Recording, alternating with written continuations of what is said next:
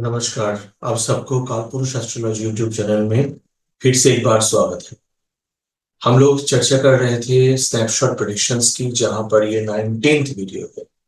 इस वीडियो में भी हम लोग 10 ऐसे कॉम्बिनेशंस तो देखेंगे जहां से हम स्नैपशॉट प्रेडिक्शन कर सकते हैं। Welcome friends, in this video again we shall try to see 10 snapshot predictions from Nadi astrology. But before jump into today's prediction, I want to have a question. I asked a question in the previous video, and I want to clarify it. और पिछले video में मेरा जो question था कि अगर किसी के चार्ट में, मैं एक बार शेयर करता हूँ, अगर किसी के चार्ट में जुपिटर, सन और केतु इकट्ठा होता है, जुपिटर, सन और केतु, ये तीन प्लैनेट अगर किसी के चार्ट में एक साथ हो जाते हैं, तो इस व्यक्ति के जीवन में कुछ साल ऐसा होंगे जिस साल में इस व्यक्ति को प्रॉब्लम्स होंगे।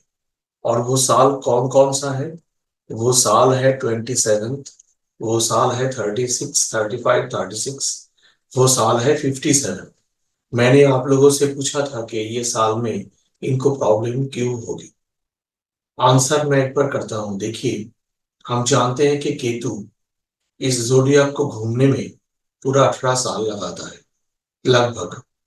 तो एट द एज ऑफ 27, जब केतु इस कंजंक्शन, जुपिटर, सन और केतु इन कंजंक्शन की 7th में होगा, ट्रांजिट केतु, और राहु इस कंजंक्शन के साथ होगा, राइट। तो उस समय जीवन में एक प्रॉब्लम आएगी, क्योंकि उस समय ट्रांजिट जुपिटर 27th में इस कंजंक्शन को बचा नहीं पाएगा, क्योंकि वो इसके ऊपर नहीं होगा। At the age of 35, 36, definitely transit Jupiter also will be over this combination. But at the same time, when the Jupiter leaves this combination, क्योंकि जुपिटर एक राशि में कब तक रहता है? एक साल लगभग, और राहु केतु 1.5 साल। तो जब भी जुपिटर 35-36 के बाद इस कॉम्बिनेशन को छोड़ के जाएगा, उस समय व्यक्ति को प्रॉब्लम बहुत होगा, क्योंकि उस समय सैटर्न का सेकेंड राउंड भी चलेगा, और सैटर्न के सेकेंड राउंड में ट्रांजिट जुपिटर, नेटल जुपिटर के ऊपर राहु केतु का ट्रांजिट बहुत खराब होता है। ये है 35, 36 और 57। 57 कहां से आया? 57 आया वही राहु केतु के ट्रांजिट से। पर इस बार राहु केतु जुपिटर सैटर्न के 7th में होगा, ऊपर होगा, जुपिटर एंड सन के ऊपर होगा। और जुपिटर सन को छोड़ के, मतलब उसके पहले नहीं, ओवर द कॉम्बिनेशन होगा।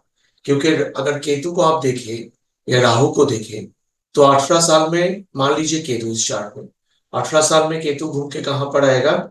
जहां पर केतु है उसके 12th साइड में। तो केतु यहां पर कहां पर है? कैंसर में, इस चार्ट में। अगर केतु कैंसर में है, केतु मूवमेंट कैसे करता है? कैंसर से फिर जेमिनाई, फिर लिब्रा, फिर एरीज, ऐसे जाएगा। तो at the age of 18th Ketu will be on the over the Leo. लेकिन at the age of 18th, at the age of 36, at the age of 54 Ketu will be over the Leo. But at the age of 54 plus, when Ketu will be over the Jupiter Saturn Sun combination, at that time the native will again face another problem, because transit Jupiter will not be over the Jupiter or 7 from the Jupiter. So that's why ये जो combination है Sun, Jupiter and Ketu का, ये बहुत अच्छा combination है। पर इस combination में जीवन में ऐसे 4 साल ऐसे आएंगे, 3 से 4 साल जीवन में ऐसे आएंगे जो व्यक्ति को बहुत प्रॉब्लम होगी।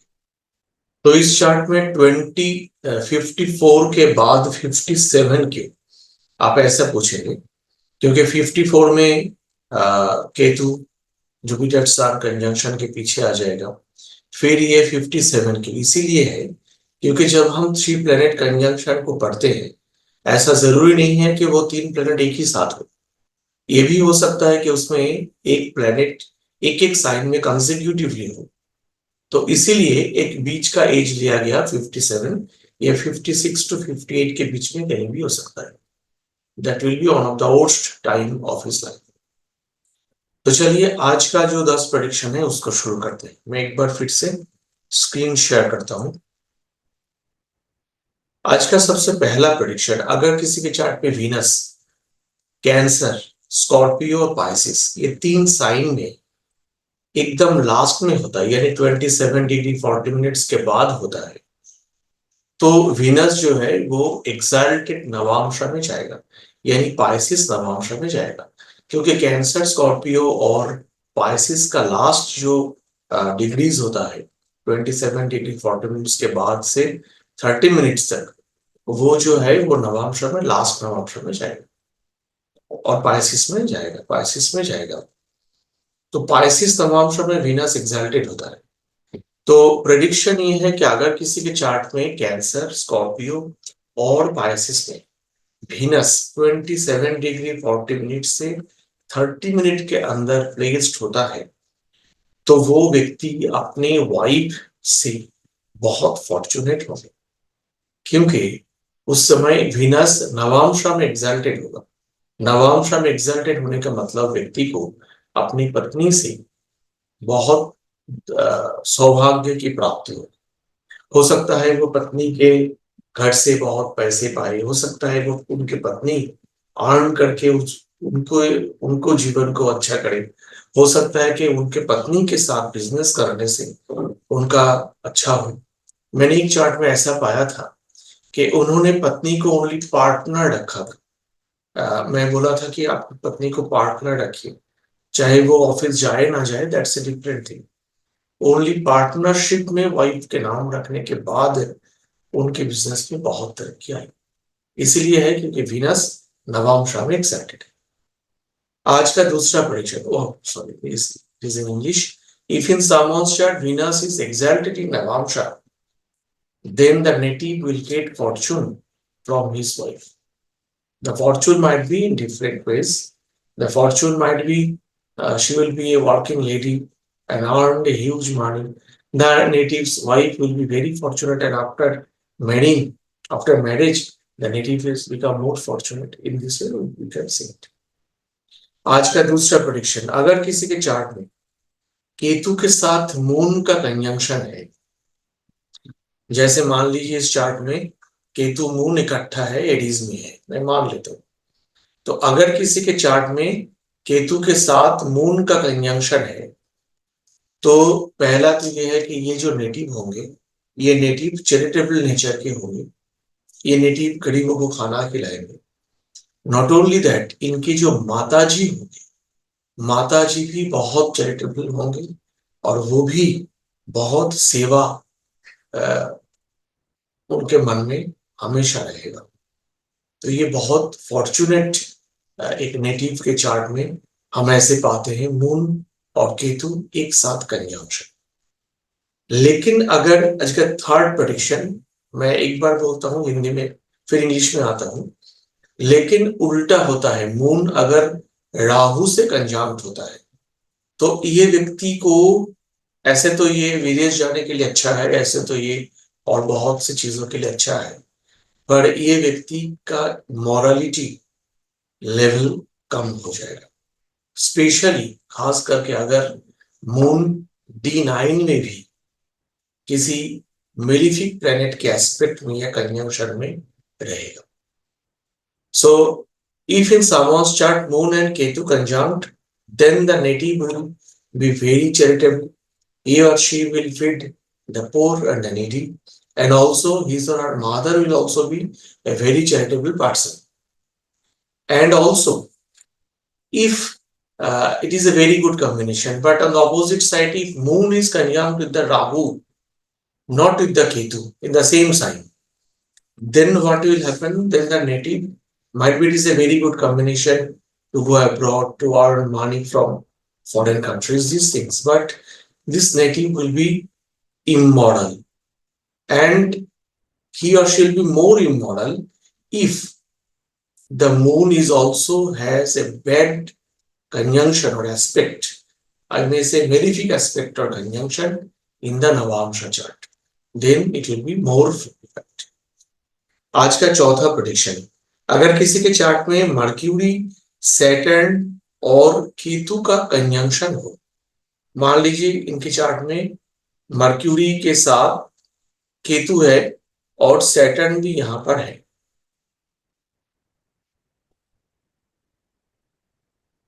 मर्क्यूरी सैटर्न केतु अगर कंजंक्ट है इन किसी के चार्ट में, तो ये व्यक्ति को हिस्ट्री बहुत पसंद होगा और ये पुराने स्क्रिप्चर्स, पुराने आर्टिकल्स या हिस्ट्री के संबंधित चीजों में बहुत दिलचस्पी रखेंगे। If in someone's chart Mercury, Ketu and Saturn conjunct, then the native will have a great interest on history.